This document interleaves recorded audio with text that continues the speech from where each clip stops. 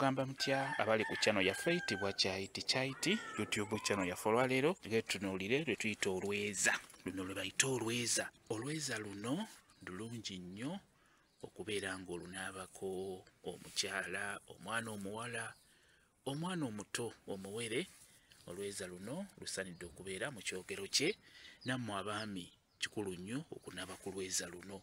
Ddagala lino lya mikisa, ddagala ddungi nnyo nnyo. Buli w'olunaaba ebintu byo by'oliko biba bijja kutambula bulungi nnyo.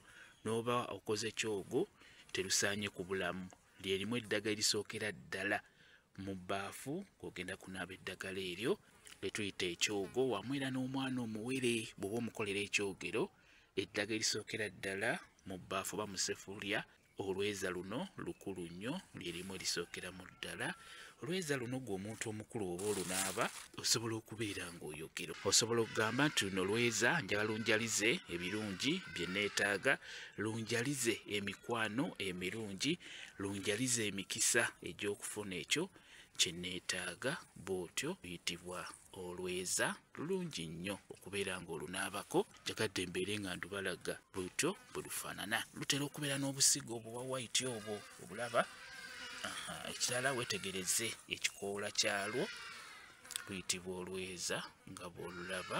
Kambe WhatsApp namba yange osobola okumbuuza, nja kwongera okunyonyola ku vidiyo eno.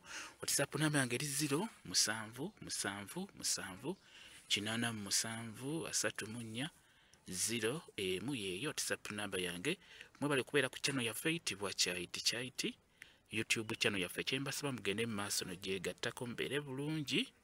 Mweraba.